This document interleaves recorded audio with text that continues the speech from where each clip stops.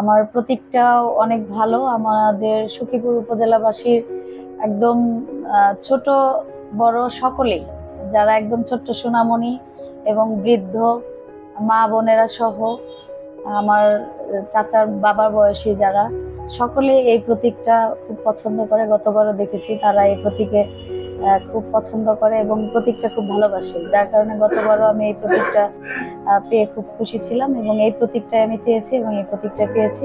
আলহামদুলিল্লাহ, প্রতীকের উপর আমার বিশ্বাস আছে এবং মহান রাব্বুল আলামিনের উপর বিশ্বাস আছে।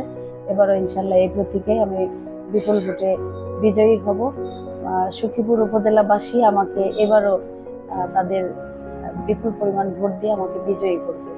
বিশেষ করে আমাদের মাননীয় প্রধানমন্ত্রী জননেত্রী শেখ হাসিনা, তিনি আমাদের নারীদের নিয়ে উনি অনেক বেশি চিন্তা করেন। নারীদের এগিয়ে যাওয়ার ক্ষেত্রে, পড়াশোনার ক্ষেত্রে যে উপবৃত্তি থেকে শুরু করে, শুধু নারীদের না, উনি আসলে বাংলাদেশে সকল মানুষের এগিয়ে যাওয়ার জন্য তিনি যে শিক্ষা ক্ষেত্রে যে ব্যাপক একটা সৃষ্টি করেছেন, এই উপবৃত্তি এবং বিভিন্ন সুযোগ সুবিধা।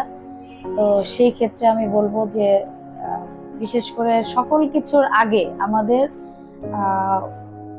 উৎসাহ যেটা কাজ করে সেটাই, যে মানুষকে যদি আমরা কোনো কিছু ভালো কাজে যদি উৎসাহ দিতে পারি, তাহলে তাদের কোনো কাজে এগিয়ে যাওয়ার তাদের অনুপ্রেরণা জাগে এবং সেই কাজে তারা সফলভাবে এগিয়ে যেতে পারে এবং সফল হয়। তো আমি চাইবো যে আমি যদি আবারও ভাইস চেয়ারম্যান হতে পারি, মহিলা ভাইস চেয়ারম্যান হতে পারি, তো তাদেরকে লেখাপড়া করে এগিয়ে যাওয়ার জন্য তাদেরকে উৎসাহিত করব এবং বাল্য বিয়ে থেকে তাদেরকে দূরে থাকার জন্য তাদেরকে আমি উৎসাহ দেব এবং তাদেরকে এ বিষয়ে যত কিছু পরামর্শ, তারপরে উঠান বৈঠক বলেন বা বাড়ি বাড়ি গিয়ে হোক, মা বোনদের উৎসাহিত করা, তাদেরকে পরামর্শ দেওয়া, এই কাজগুলো করব। শুধু নারীদের ক্ষেত্রেই না, এটা আমাদের গোটা সমাজে এই বাল্য বিয়ে, মাদক, বিভিন্ন ধরনের আমাদের যে সামাজিক ব্যাধিগুলো আছে, এগুলোর আগে তাদেরকে জানতে হবে এবং এগুলো সম্বন্ধে তাদেরকে সচেতন করতে হবে। সচেতনমূলক যে কাজগুলো, এগুলো আমি আগে করব। আসলে আমাদের উপজেলা পরিষদ, এখানে আমাদের কাজের কোনো নির্দিষ্ট কোনো বরাদ্দ নেই। এখানে আমাদের স্থানীয় সরকার মন্ত্রণালয় থেকে যে বরাদ্দগুলো আসে সেগুলো ইউনিয়ন পর্যায়ে চলে যায় এবং উপজেলা পরিষদের আন্ডারে যেটুকু থাকে খুবই সামান্য, যেগুলো দিয়ে আমরা আসলে জনগণের প্রত্যাশা পূরণ করতে পারি না।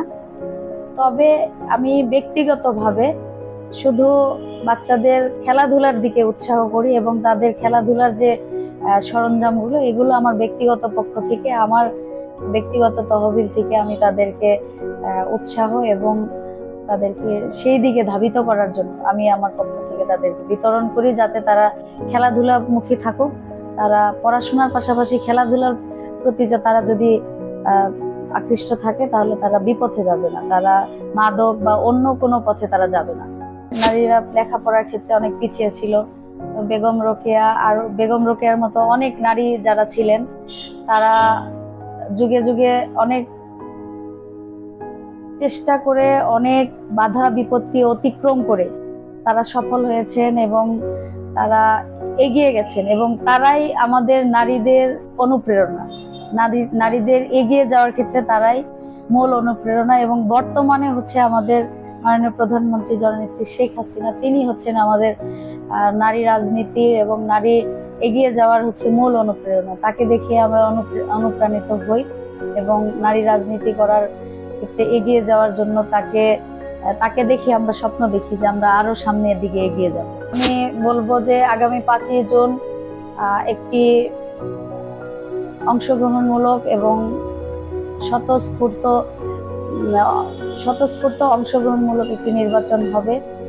কারণ আমাদের সারা বাংলাদেশে যত নির্বাচন হয়েছে, আমি মনে করি যে আমাদের সখীপুর উপজেলা নির্বাচনটি একটি ব্যতিক্রম নির্বাচন উপহার দেবে এবং সারা সখীপুরের উপজেলাবাসী সকল ভোটার খুব সচেতন এবং তারা নিজ উৎসাহে তারা ভোট কেন্দ্রে যাবে এবং ভোট দেবে, উৎসাহ নিয়ে ভোট দেবে।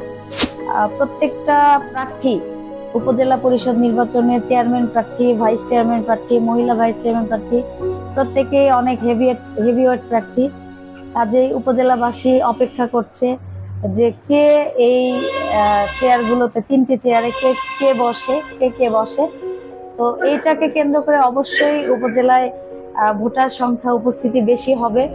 তাছাড়াও আমাদের সখীপুরের মানুষ ভোটার উপস্থিতি বেশি হয়, কারণ তারা ভোট দিতে আগ্রহী।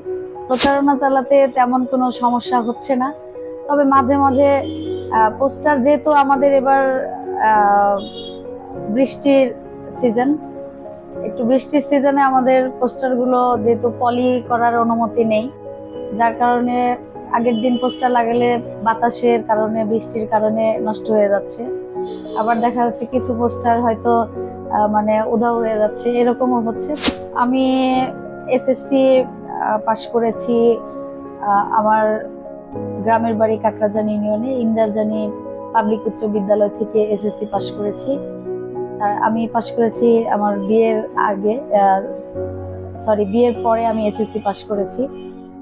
সেহেতু পড়াশোনার এইচএসসি সেটা আমার শ্বশুরবাড়ি এলাকা সরকারি মুজিব কলেজ, সেখান থেকে আমি এইচএসসি পাশ করি এবং সরকারি সাদত কলেজ থেকে দর্শন শাস্ত্রে আমি অনার্স পাশ করি এবং সরকারি তিতুমির কলেজ ঢাকা থেকে মাস্টার্স পাশ করি এবং ঢাকা সিটি ইউনিভার্সিটি থেকে আমি এলএলবি কমপ্লিট করে 2016 সালের টাঙ্গাইল জজ কোর্টে আমি শিক্ষানবিশ আইনজীবী হিসেবে 3 বছর আর কি 2019 সাল পর্যন্ত আমি শিক্ষানবিশ আইনজীবী হিসেবে প্র্যাকটিস করি।